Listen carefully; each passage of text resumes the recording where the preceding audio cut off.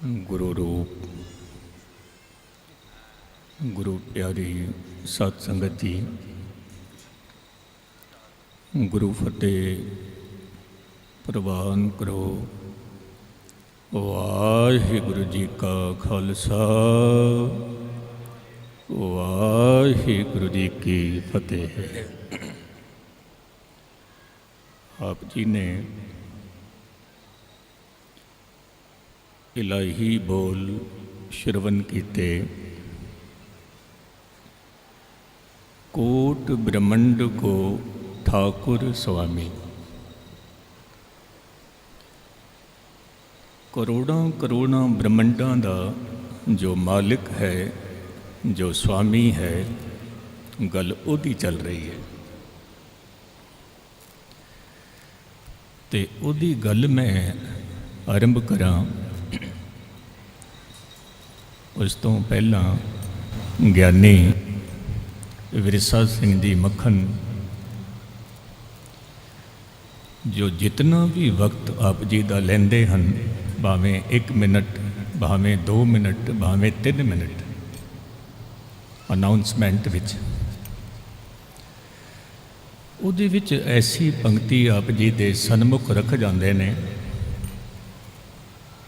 गुस्ताखी माफ, 1 घंटा कीर्तन सुनना मुबारक है, पर एको ही पंक्ति नूं सुन लेना जो ज्ञानी विरसा सिंह जी मक्खन पेश करते हैं। अनमोल बचन धन गुरु ग्रंथ साहिब दे विच मुबारक है। ते जदों जयकारी की गल की कि आस्ट्रेलिया ते विच जयकारा छड्डिया जाता है तो न्यूजीलैंड तक पहुँचता है, पर मैं अर्ज करांगा विरसा सिंह मक्खन नूं आप जी का तो मक्खन खाधा होया है, सारियां नूं भी मक्खन खिलाओ, नाम दा तां करके गल बने, नाम दा मक्खन। खैर मैं अर्ज करां, जितना को वक्त समा गुरु साहब ने बख्शिया मैं आप जी दे सन्मुख रखा। धरती दे 9 टोटे हन, 9 हिस्से हैं, ते एक हिस्से नूं कहंदे ने खंड, एक खंड। ते जदों इस धरती दे 9 खंड मिल जाते ने, उसनों कहंदे ने एक मंडल। ये जो धरती है एक मंडल है, ये जो सूरज है ये मंडल है, ये अनंत तारे हन, ये एक मंडल है। तो फिर इसी तरह जेकर 7 धरतियां होण, 7 आकाश होण, 7 पताल होण, इसनों कहंदे ने एक ब्रह्मंड। ये केवल ते केवल एक ब्रह्मंड है। पर धन गुरु अर्जन देव साहिब महाराज कहते ने कोट ब्रह्मंड को ठाकुर स्वामी सर्ब जियां का दाता है। करोड़ों ब्रह्मंडां दा मालिक है। फिर इहदे विच वसदे होए हर एक जीव नूं रिजक दे रहा है, रोजी दे रहा है, संभाल संभाल के रोजी दे रहा है। इत्थे मैं एक अर्ज करां, तमाम धार्मिक ग्रंथां का यह कहना है, ऐ पुरखा जो रिजक की चिंता है वो राजक कोल है, परमात्मा दे कोल है।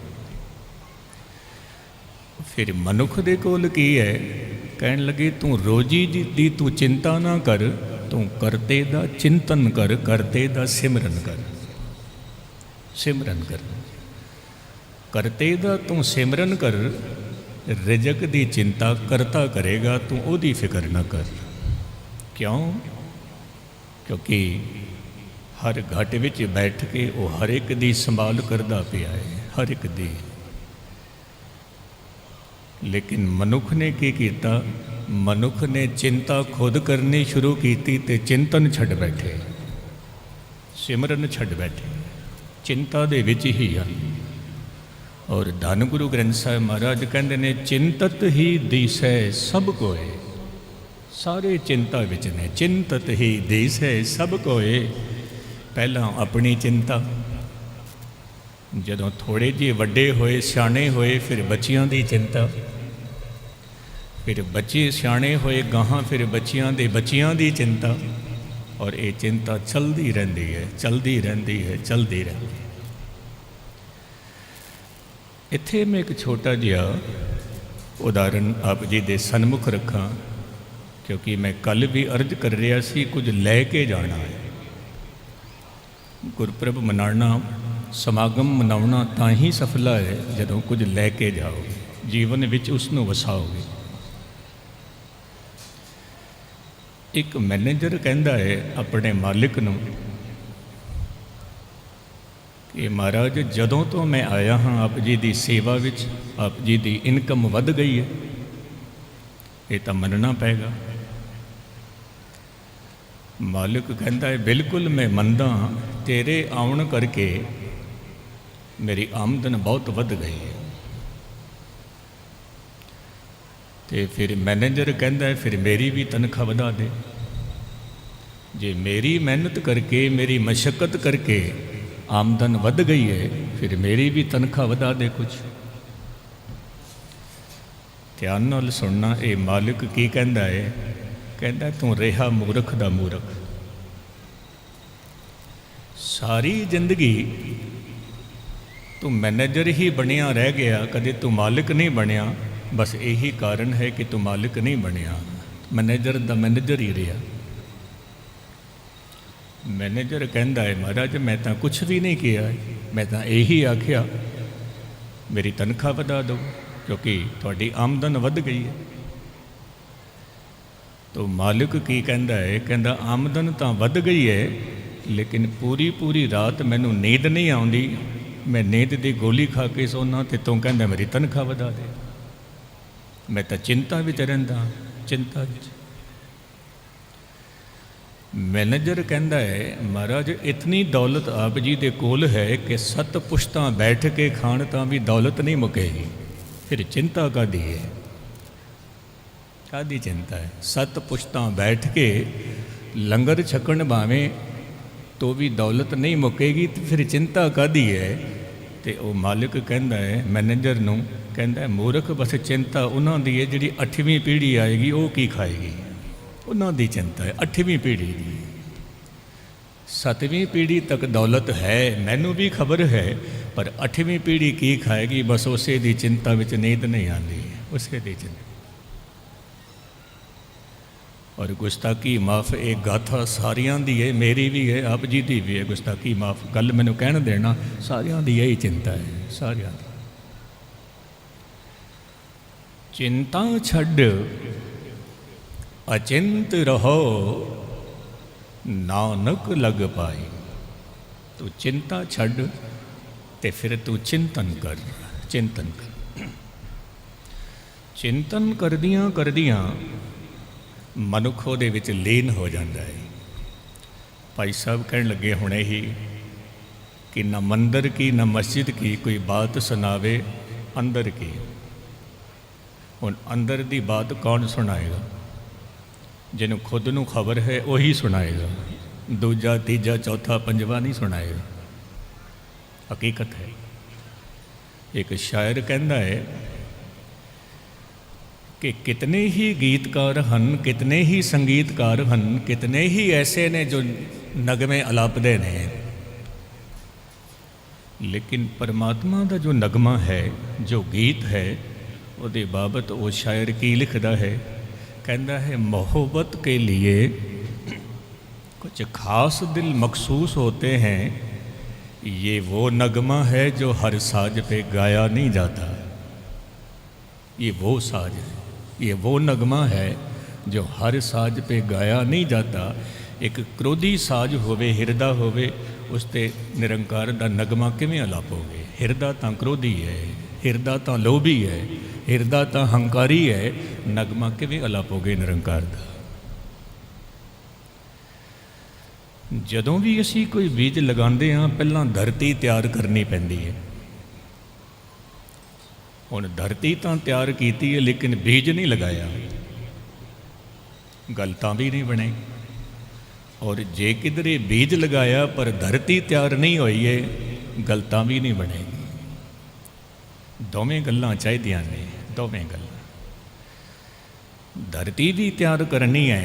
भाई साहब भाई गुरदास जी कवित सवैये दे विच एक गल कहंदे ने, ਗਿਆਨੀ ਵਿਰਸਾ ਸਿੰਘ ਮੱਖਣ ਜੀ ਨੂੰ ਪਤਾ ਹੈ, ਖਬਰ ਹੈ, ਕਿਉਂਕਿ ਆਪ ਜੀ ਦਾ ਬਹੁਤ ਅਭਿਆਸ ਕੀਤਾ ਹੋਇਆ ਬਾਣੀ ਦਾ। ਭਾਈ ਸਾਹਿਬ ਭਾਈ ਗੁਰਦਾਸ ਜੀ ਕਹਿੰਦੇ ਨੇ ਕਿ ਇੱਕ ਦਿਨ ਮੈਂ ਜਾ ਰਿਹਾ ਸੀ ਸਫ਼ਰ ਤੇ, ਮੰਜ਼ਿਲ ਤੇ, ਮੈਂ ਕੀ ਵੇਖਿਆ ਕਿ ਇੱਕ ਕਿਸਾਨ ਆਪਣੇ ਖੇਤਾਂ ਦੇ ਆਲੇ ਦੁਆਲੇ ਚੰਦਨ ਦੀ ਵਾੜ ਲਗਾਉਂਦਾ ਪਿਆ। ਚੰਦਨ ਦੀ ਵਾੜ। ਆਪ ਜੀ ਨੇ ਕੰਡਿਆਂ ਦੀ ਵਾੜ ਤਾਂ ਦੇਖੀ ਹੋਏਗੀ, ਆਪ ਜੀ ਨੇ ਤਾਰਾਂ ਦੀ ਵਾੜ ਤਾਂ ਦੇਖੀ ਹੋਏਗੀ, ਪਰ ਚੰਦਨ ਦੀ ਵਾੜ ਕੌਣ ਲਗਾਉਂਦਾ ਹੈ? ਭਾਈ ਸਾਹਿਬ ਜੀ ਕਹਿਣ ਲੱਗੇ, ਮੈਂ ਉੱਥੇ ਰੁਕ ਗਿਆ, ਮਜਬੂਰ ਹੋ ਕੇ ਮੈਂ ਕਿਸਾਨ ਨੂੰ ਪੁੱਛ ਬੈਠਾ, ਤੂੰ ਚੰਦਨ ਦੀ ਤਾਂ ਵਾੜ ਲਗਾਉਂਦਾ ਪਿਆ ਹੈ, ਪਰ ਇਹਦੇ ਵਿੱਚ ਤੂੰ ਬੀਜਿਆ ਕੀ ਹੈ? ਜ਼ਰੂਰ ਕੇਸਰ ਬੀਜਿਆ ਹੋਵੇਗਾ, ਜ਼ਰੂਰ ਕੋਈ ਕੀਮਤੀ ਕੋਈ ਬੀਜ ਬੀਜਿਆ ਹੋਏਗਾ, ਕਿਉਂਕਿ ਚੰਦਨ ਦੀ ਤਾਂ ਵਾੜ ਹੈ ਤੇ ਅੰਦਰ ਕੁਝ ਨਾ ਕੁਝ ਤਾਂ ਬੀਜਿਆ ਹੋਵੇਗਾ ਕੀਮਤੀ। ਲੇਕਿਨ ਉਹ ਕਿਸਾਨ ਕੀ ਕਹਿੰਦਾ ਹੈ? ਕਹਿੰਦਾ ਹੈ, ਭਾਈ ਸਾਹਿਬ ਜੀ ਚੰਦਨ ਦੀ ਵਾੜ ਤਾਂ ਮੈਂ ਲਗਾਉਂਦਾ ਪਿਆ, ਪਰ ਅੰਦਰ ਮੈਂ ਬੂਟੇ ਕਿੱਕਰ ਦੇ ਬੀਜੇ ਹੋਏ ਨੇ। ਹੱਦ ਹੋ ਗਈ। ਕਿੱਕਰ ਦੇ ਬੂਟੇ ਅੰਦਰ ਬੀਜੇ ਨੇ ਤੇ ਵਾੜ ਹੈ ਚੰਦਨ ਦੀ, ਚੰਦਨ ਦੀ।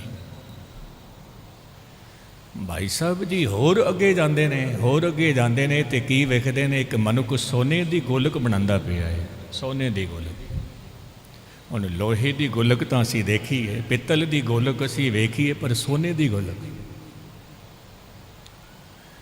ਭਾਈ ਸਾਹਿਬ ਜੀ ਕਹਿਣ ਲੱਗੇ, ਜ਼ਰੂਰ ਇਹਦੇ ਵਿੱਚ ਹੀਰੇ ਮੋਤੀ ਰੱਖੇ ਹੋਣਗੇ। ਫਿਰ ਸੋਨੇ ਦੀ ਗੋਲਕ ਹੈ, ਜ਼ਰੂਰ ਹੀਰੇ ਮੋਤੀ ਰੱਖੇ ਹੋਣਗੇ। ਭਾਈ ਸਾਹਿਬ ਨੂੰ ਕਹਿਣ ਲੱਗੇ, ਭਾਈ ਸਾਹਿਬ ਜੀ ਇਹਦੇ ਵਿੱਚ ਹੀਰੇ ਮੋਤੀ ਨਹੀਂ, ਇਹਦੇ ਵਿੱਚ ਕੇਵਲ ਤੇ ਕੇਵਲ ਕੱਚ ਹੀ ਭਰੇ ਹੋਏ ਨੇ, ਹੋਰ ਕੁਝ ਵੀ ਨਹੀਂ ਹੈ, ਹੋਰ ਕੁਝ ਵੀ ਨਹੀਂ।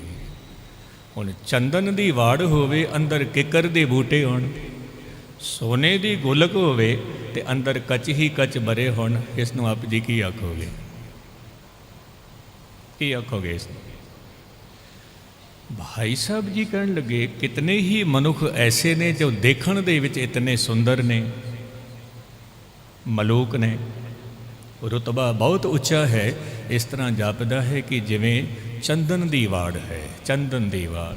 ਲੇਕਿਨ ਉਹਨਾਂ ਦੇ ਨਾਲ ਗੱਲ ਕਰਕੇ ਦੇਖੋ ਤਾਂ ਅੰਦਰ ਕੰਡੇ ਹੀ ਕੰਡੇ ਭਰੇ ਹੁੰਦੇ ਨੇ, ਕੰਡੇ ਹੀ ਕੰਡੇ ਭਰੇ ਹੁੰਦੇ।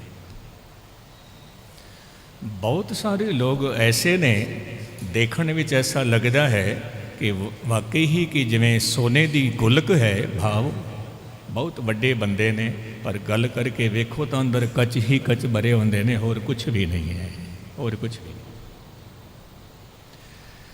ਹੁਣ ਅੰਦਰ ਦੀ ਗੱਲ ਸੁਣਾਉਣ ਵਾਸਤੇ ਪਹਿਲਾਂ ਅੰਦਰ ਪਹੁੰਚਣਾ ਪੈਂਦਾ ਹੈ, ਅੰਦਰ ਪਹੁੰਚਣਾ ਪੈਂਦਾ ਹੈ। ਆਪ ਜੀ ਨੇ ਸ਼ਾਇਦ ਨਾਮ ਸੁਣਿਆ ਹੋਵੇਗਾ, ਬਾਬਾ ਥਾਰਿਆ ਸਿੰਘ ਜੀ, ਜੋ ਕਿ ਸਿੰਧੀ ਸਮਾਜ ਦੇ ਵਿੱਚ ਜਿਨ੍ਹਾਂ ਨੇ ਬਹੁਤ ਵੱਡੀ ਸੇਵਾ ਕੀਤੀ ਹੈ। ਸਿੰਧ ਦੇ ਆਪ ਜੀ ਇਲਾਕੇ ਦੇ ਰਹਿਣ ਵਾਲੇ ਸੀ, ਆਪ ਜੀ ਨੇ ਬਹੁਤ ਸੇਵਾ ਕੀਤੀ। ਬਾਬਾ ਥਾਰਿਆ ਸਿੰਘ ਨੂੰ ਕਿਸੇ ਨੇ ਸਵਾਲ ਕੀਤਾ, ਧਿਆਨ ਦੇ ਨਾਲ ਸੁਣਨਾ, ਕਿਉਂਕਿ ਕੁਝ ਸਿੰਧੀ ਪ੍ਰੇਮੀ ਵੀ ਬੈਠੇ ਹੋਣਗੇ, ਸਿੰਧੀ ਸਮਝ ਨਹੀਂ ਪਾਉਂਦੇ, ਹਿੰਦੀ ਪੰਜਾਬੀ ਸਮਝ ਨਹੀਂ ਪਾਉਂਦੇ, ਹਿੰਦੀ ਹੀ ਸਮਝਦੇ ਨੇ, ਪਰ ਮੈਂ ਪੰਜਾਬੀ ਵੀ ਐਸੀ ਬੋਲ ਰਿਹਾ, ਬਿਲਕੁਲ ਸੌਖੀ ਤੇ ਸਰਲ ਹੈ। ਬਾਬਾ ਥਾਰਿਆ ਸਿੰਘ ਨੂੰ ਸਵਾਲ ਕੀਤਾ, ਮਹਾਰਾਜ ਕੀਰਤਨ ਤਾਂ ਸੁਣਦੇ ਹਾਂ, ਕਥਾ ਤਾਂ ਸੁਣਦੇ ਹਾਂ, ਪਰ ਗੱਲ ਨਹੀਂ ਬਣਦੀ, ਗੱਲ ਨਹੀਂ ਬਣਦੀ, ਕਾਰਨ ਕੀ ਹੈ? ਬਾਬਾ ਥਾਰਿਆ ਸਿੰਘ ਜੀ ਨੇ ਜੋ ਬਾਤ ਕਹੀ, काबिल कबूल थी, बहुत काबिल कबूल। कहने लगे, जिस गड्ढे में, बैल गड्ढे में कुछ माल सबाब भरा होता है, उनके पहियों के निशान गहराई तक पहुंच जाते हैं, ज़मीन के रेत में उनके निशान पड़ जाते हैं, निशान पड़ जाते हैं। और जो गड्ढा खाली हो, उसके पहिए के निशान क्या होंगे? कुछ भी नहीं, कुछ भी नहीं। तो जो कीर्तनियाँ, जो कथावाचक प्रबंधक, जे उनके अंदर कुछ भरा होगा तो उनके बोल भी कीमती होंगे। जे अंदर खाली है तो गुस्ताखी माफ, उनके बोल भी खाली होंगे। बस इतनी सी बात है, इतनी सी बात। तो अंदर तक पहला पहुंचना पड़ता है, पहुंचना पड़ता है। हुण अंदर कैसे पहुंचे? तो सबसे पहले तो, क्योंकि मुझे किसी ने एक सवाल किया, कहने लगे ज्ञानी जी मैं शांत होना चाहता हूँ। मैंने कहा पहले तू ये बता तू अशांत कैसे हुआ है, पहले ये बता। अब जैसे जैसे तू अशांत हुआ है वैसे वैसे शांत होना है, क्योंकि उसी दरवाजे से वापस आना है जिस दरवाजे से हम बाहर गए, जिस दरवाजे से बाहर गए। अखां दे राही बाहर गए हाँ, कन्नां दे राही बाहर गए हाँ। बस इस रास्ते तो ही अपने आप नूं समेटना है, इसे रास्ते। श्री कृष्ण जी महाराज गीता विच कहंदे ने, हे अर्जुन, आपने कछुए को देखा है कि जब उसके ऊपर संकट आता है तो वो अपने आप को समेट लेता है, अपने पैर भी अंदर कर लेता है, अपने हाथ भी अंदर कर लेता है, अपने आप को समेट लेता है। और फिर उसको मारना बहुत कठिन है, बहुत कठिन है, बहुत कठिन है। अपने आप को समेट लिया है। कहते हैं जिसने अपनी चेतना को समेट लिया है, हमारी चेतना बिखरी हुई है, बिखरी हुई। कुछ देख देख के चेतना बिखर गई, कुछ सुन सुन के चेतना बिखर गई, कुछ बोल बोल के चेतना बिखर गई, कुछ सुन सुन के चेतना बिखर गई है। तो आदमी अपने आप में संपूर्ण नहीं है, खंडित हुआ पड़ा है, खंड खंड, टोटे टोटे, टुकड़े टुकड़े। अब आपने कहना है कि ज्ञानी जी ये जो मन है एक किमें होवेगा? हुण तो खंडित हो गया है, टोटे टोटे हो गए ने, एक किमें होवेगा? एक होण वास्ते कुछ उदाहरण आप जी दे सामने रखा मैं। धन गुरु ग्रंथ साहिब महाराज दे बोल हन, पहला मरण कबूल। ये दो तीन बातें थोड़ा सा ध्यान से नाल सुनना, क्योंकि बहुत सारी कथाएं यूट्यूब में मैंने हिंदी में भी की है। जपजी साहिब की कथा, आशा की वार की कथा, सुखमनी साहिब की कथा हिंदी में भी की हुई है, आप उस पर सुन सकते हो। पहला मरण कबूल, जीवन की छड़ आस, हो सब ना की रहन का, तो आओ हमारे पास। धन गुरु ग्रंथ साहिब महाराज दे ये बोल हन, ए पुरखा तू मेरे पास आना चाहता है? हाँ महाराज मैं आना चाहता हूँ। आप जी सारे बैठे हो इसे करके ही बैठे हो कि गुरु दा प्यार नसीब हो जाए, इसे करके ही बैठे हो। तो गुरु ने सवाल किया है, तू मेरे पास आना चाहता है? हाँ महाराज मैं आना चाहता हूँ। तो फिर आपको ये तीन बातें अपने जहन में बिठानी है, अपने हृदय में बिठानी है। ये तीन गल्लां ने, किहड़ियां किहड़ियां तीन गल्लां? पहला मरण कबूल। ये मरण किसको कहा है? मरण कहा है कि तेरे अंदर जो ईगो है, इस ईगो को मिटा दे। तेरे अंदर जो अहंकार है, इस अहंकार को मिटा दे। अब अहंकार क्या है? मैं बड़ा हूँ, मैं खूबसूरत हूँ, मैं धनवान हूँ, मेरे जैसा तो कोई भी नहीं है। ये अहंकार है, ये अहंकार। पहले इस अहंकार को मिटा। गुरु साहिब कहते हैं पहला मरण कबूल, पहला मरण कबूल, अहंकार मिटा। फिर जीवन की छड़ आस। कौन से जीवन की आस छोड़नी है? क्योंकि कई बार क्या होता है, गुरबाणी के जो बोल हैं, गुरबाणी की जो पंक्तियां ने, ਇਹ ਬੋਲਦਿਆਂ ਕੁਝ ਹੋਰ ਹਨ, ਅਰਥ ਕੁਝ ਹੋਰ ਹੁੰਦਾ ਹੈ। ਅਰਥ ਕੁਝ ਹੋਰ ਹੁੰਦਾ ਹੈ, ਕਿਉਂਕਿ ਕਿਸੇ ਸਥਾਨ 'ਤੇ ਮੈਨੂੰ ਇੱਕ ਗੱਲ ਇਹ ਚੇਤੇ ਆ ਗਈ, ਤਾਂ ਮੈਂ ਆਪ ਜੀ ਦੇ ਸਾਹਮਣੇ ਰੱਖ ਰਿਹਾ। ਕਿਸੇ ਸਥਾਨ 'ਤੇ ਕਿਸੇ ਬਜ਼ੁਰਗ ਦਾ ਉਠਾਲਾ ਸੀ ਤੇ ਰਾਗੀ ਸਾਹਿਬਾਨ ਸ਼ਬਦ ਪੜ੍ਹ ਰਹੇ ਸੀ, ਬਾਬਾ ਬੋਲਤੇ ਤੇ ਕਹਾਂ ਗਏ। ਤੇ ਫਿਰ ਮੈਂ ਰਾਗੀ ਸਾਹਿਬਾਨ ਨੂੰ ਪੁੱਛਿਆ, ਇਹ ਤਾਂ ਬਜ਼ੁਰਗ ਦੀ ਮੌਤ ਹੋਈ ਹੈ ਤੇ ਤੁਸੀਂ ਕਿਹਾ ਬਾਬਾ ਬੋਲਤੇ ਤੇ ਕਹਾਂ ਗਏ। ਜੇ ਕਿਧਰੇ ਮਾਤਾ ਪੂਰੀ ਹੁੰਦੀ ਫਿਰ ਕਿਹੜਾ ਸ਼ਬਦ ਪੜ੍ਹਦੇ, ਫਿਰ ਬਾਬਾ ਦੀ ਥਾਂ ਤੇ ਕਿਹੜਾ ਪੜ੍ਹਦੇ। ਕਹਿਣ ਲੱਗੇ ਗਿਆਨੀ ਜੀ ਗੱਲ ਤਾਂ ਤੁਹਾਡੀ ਠੀਕ ਹੈ, ਪਰ ਕੀ ਕਹਿਣਾ ਚਾਹੁੰਦੇ ਹੋ ਤੁਸੀਂ। ਮੈਂ ਕਿਹਾ ਇਸ ਸ਼ਬਦ ਦਾ मीनिंग समझो, मायना समझो, ये मायना की ਇਹਦਾ। कहने लगे आप जी बताओ। जब उस पूरे शब्द का मायना मैंने उनके सामने रखा तो वो कहने लगे ज्ञानी जी ये तो फिर इसका अर्थ तो कुछ और ही है, हम पढ़ते किसी और जगह पे हैं, मायना कुछ और ही है। एक ही पंक्ति का मायना मैं आपके सामने रखता हूँ। बाबा कबीर साहब कहते हैं कि जब मैंने तुझे संगत दी है, तुझे जब मैंने कथा सुनाई, तो तेरे अंदर जो बोल थे संकल्प विकल्प, ये भी मेरा हो जाए, ये भी मेरा हो जाए, या फिर तू चिंता में बैठा रहता था, बाबा बोलते ते कहाँ गए, हुण वो तेरे बोल किथे गए, कहाँ गए, हुण तू शांत हो गया, खामोश हो गया। हुण बाणी की कह रही है ते शब्द किथे पढ़दे हां असीं, बाबा बोलते ते कहाँ गए। नहीं, कि कथा सुनने से पहले, सिमरन करने से पहले तेरे अंदर चिंताएं चलती थी, संकल्प विकल्प चलते थे, कल क्या होगा, बच्चों का क्या होगा, बच्चों के बच्चों का क्या होगा, ये अनंत अनंत चिंताएं चलती थी। लेकिन अब तो एकदम शांत हो गया, बाबा बोलते ते कहाँ गए, कहाँ गए तेरे बोल, तेरी चिंता कहाँ गई। तो पहला मरण कबूल, जीवन की छड़ आस।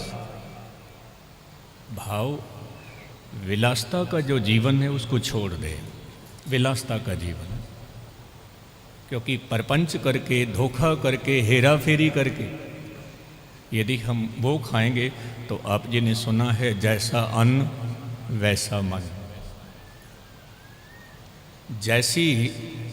जैसा पानी वैसी वाणी। तो कई नाम के रसिए जो हैं वो मेहनत करके, मशक्कत करके खाते हैं। तो साहिब कहते ने पहला मरण कबूल, जीवन की छड़ आस। आगां चल के कहते हैं हो सब ना की रहन का, निमरता हो, निमरता। लेकिन गुस्ताखी माफ़, ये भी मुझे कहने देना कि यदि कोई लबाना सिंह है तो वो लबाना सिंह के आगे ही झुकेगा, दूसरे के आगे नहीं झुकेगा। जे कोई रामगढ़िया है वो रामगढ़िया के सामने ही झुकेगा, बाकी के सामने नहीं झुकेगा। जे कोई जट है वो जट के सामने झुकेगा, दूसरे के सामने नहीं झुकेगा। ये हकीकत है। नहीं, ओहो सब ना की रहन का, ये वितकरा हमने मिटाना है, ये जात और पात का भेद हमने मिटाना है। क्योंकि एक जगह मैं अर्ज कर रहा था कि क्या बनने को आए थे, क्या बना बैठे, कहीं मंदिर, कहीं मस्जिद, कहीं चर्च बना बैठे। बड़े ध्यान दे नाल सुनना। मंदिर चाहिदा है, मस्जिद चाहिदी है, गुरुद्वारा चाहिदा है, चर्च चाहिदी है, लेकिन होया कि जीवन दे विच इतनी कट्टरता दा जन्म होया कि मंदिर दा पुजारी मस्जिद तो नफरत करता पिया है, मस्जिद दा मौलवी चर्च तो नफरत करता पिया है, चर्च दा पुजारी गुरुद्वारे तो नफरत करता पिया है। लेकिन वो आलम क्या कहता है कि क्या बनने को आए थे, क्या बना बैठे, कहीं मंदिर, कहीं मस्जिद, कहीं चर्च बना बैठे, हमसे तो अच्छे हैं परिंदे। कभी मंदिर पे जा बैठे, कभी मस्जिद पे जा बैठे।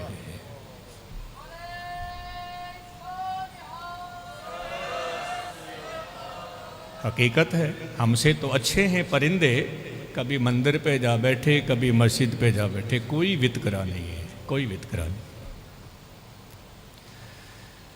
धन गुरु नानक साहेब के जो बोल हैं ये हमें सिखाते हैं, जे प्रभु के करीब आना चाहता है तो हो सब ना की रहन का।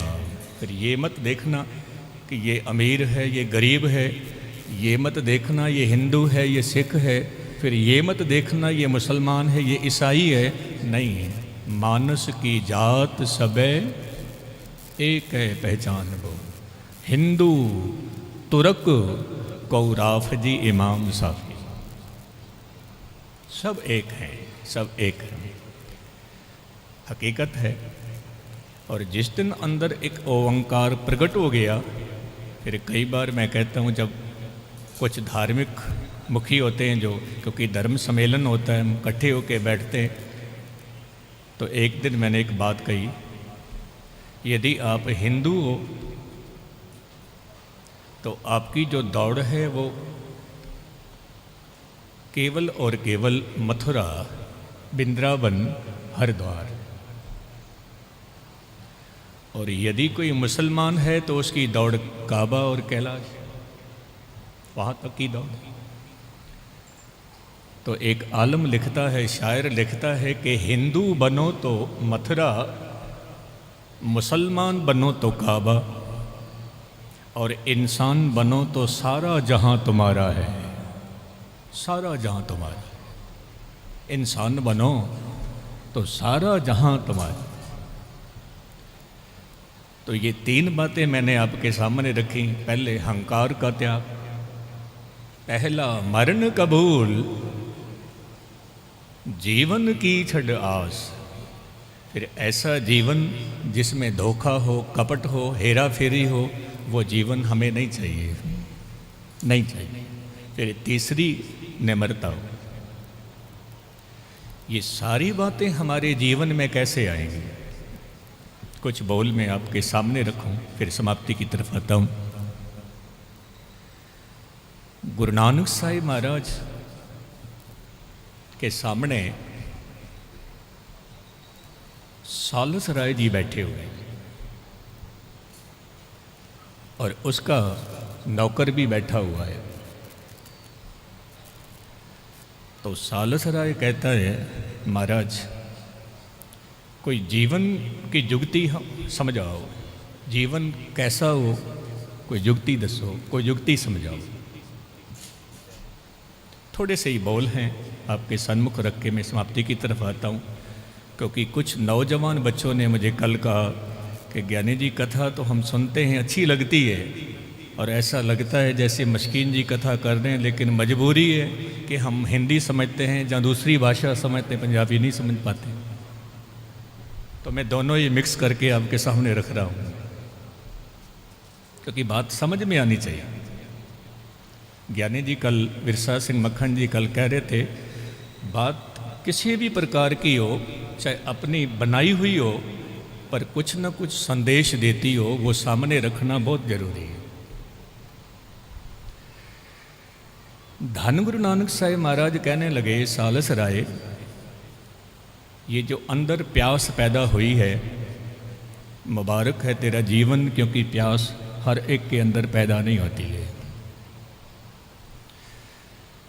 गुरु नानक साहिब ने बहुत सुंदर उदाहरण उनके सामने रखा कि एक सरोवर है, उसमें गुलाब का फूल खिला हुआ है।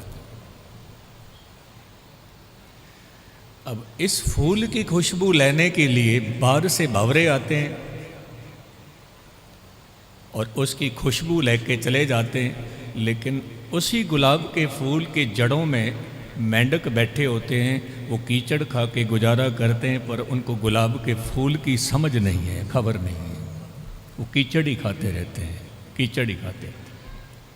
ये उदाहरण धन गुरु ग्रंथ साहब में मौजूद है। दूसरा उदाहरण दिया कि जितनी भी गाय हैं, भैंसे हैं, दुधारू पशु हैं, जंगल में जाते हैं, जड़ी बूटियां खाते हैं, और उनके थड़ों में दूध अमृत जैसा दूध होता है, लेकिन उनके थड़ों में चिचड़ लगे होते हैं, वो लहू पी के खून पी के गुजारा करते हैं, पर उनको ये समझ नहीं है कि जहाँ पर हमारा निवास है वहाँ अमृत भी है, दूध भी है। उनकी समझ नहीं है उनको हकीकत। तीसरा उदाहरण ये दिया कि जहाँ पर सत्संगत हो, इलाही मजलिस हो, वहाँ पर अमृत की बरसात हो रही है। आपने कथा सुनी, आप जी ने कीर्तन सुना, और फिर आप जी ने बेबी जसप्रीत कौर जी पटियाले वाले बहुत ही सुंदर अंदाज, जो कि अमृत बाणी घटते उछरो आत्म को समझाओ। क्योंकि कई बार मैं अर्ज करता हूँ, एक गायकी है जिसको कहते हैं बजारी, एक गायकी है जिसको कहते हैं दरबारी, एक गायकी है जिसको कहते हैं निरंकारी। निरंकारी। और इसके साथ में मैं एक और अर्ज करूं, एक कीर्तनिया ऐसा होता है कि जो कीर्तन करने के लिए जाता है अपना कीर्तन छोड़ के वहाँ पर आता है। ध्यान से सुनना। और दूसरा कीर्तनिया ऐसा होता है कि जो कीर्तन भी छोड़ के आता है और अपना हृदय भी, अपना प्रेम भी उनके पास छोड़ के आते हैं। और तीसरा वर्ग ऐसा होता है जो कि कीर्तन करने के लिए तो बाद में पहुंचते हैं, उनका कीर्तन पहले ही चल रहा होता है, लोगों के दिलों में पहले ही चल रहा होता है। तो बीबी जी का जो जथा है बहुत ही अमृत में बोल आपने श्रवण करने हैं। मैं अर्ज कर रहा था, इलाही महफिल हो, इलाही मजलिस हो, परमात्मा के बोल चल रहे हैं, अमृत बरसात हो रही है। लेकिन होता क्या है कि जिनके अंदर नम्रता है उनका हृदय भर जाता है, जो हंकारी होते हैं वो खाली के खाली चले जाते हैं वापस, खाली के खाली। बेशक उन्होंने कीर्तन सुना, बेशक उन्होंने कथा सुनी, लेकिन उनके अंदर हंकार था, मैं बड़ा हूँ, मैं बड़ा हूँ, कहते हैं कि वो खाली के खाली चले जाते हैं। जब इतनी बात गुरु नानक साहब ने कही तो सालस राय का जो नौकर था वो गुरु नानक साहब के चरणों में गिर पड़ा और रोने लगा, कहने लगे महाराज मुझ पर रहमत करो, कृपा करो। गुरु नानक साहब महाराज कहने लगे, पुरखा निहाल निहाल निहाल। बस बात कह के मैं समाप्ति की तरफ आता हूँ। सालस राय ने जब देखा कि मेरा नौकर गुरु नानक साहब से खुशियाँ ले रहा है, तो आपने भी गुरु नानक साहब से कहा, महाराज जैसे मेरे नौकर पर रहमत की है मुझ पर भी कृपा करो। गुरु नानक साहब महाराज कहने लगे, सालस राय आज तो करते की रहमत तेरा नौकर ले गया, अब यदि तुझे भी रहमत चाहिए तो तू अपने नौकर को मत्था टेक ले, अपने नौकर के चरणों में सजदा कर, यदि तुझे रहमत चाहिए। तो सालस राय क्या कहता है, कितनी निम्रता है सालस राय में। कहता है, महाराज आप जी ने कहा कि मैं अपने नौकर के चरणों में मत्था टेकूं, यदि आप आज ये भी कह देते कि अपने नौकर के घर के कुत्ते को मत्था टेक दे, मैं आज वहाँ भी मत्था टेक देना था। क्यों? क्योंकि मुझे आपका प्यार चाहिए, प्रेम चाहिए। हो सब ना की रहन का तो आओ हमारे पास। ये 3 बोल जो हैं, पहला मरण कबूल, अहंकार को एक तरफ रख दे, जीवन की छड़ आस, विलासता का जीवन, परपंच का जीवन, झूठ का जीवन छोड़ दे। और तीसरी बात है दिल में निम्रता, हो सब ना की रहन का तो आओ हमारे पास। रूहे ज़मीं पे आना आपका सफल हो जाएगा। बहुत बहुत धन्यवाद जो एक मन एक चित्तों के आप जी ने कथा श्रवण की थी। भुल्लां चुकां दी खेमा। वाहिगुरू जी का खालसा।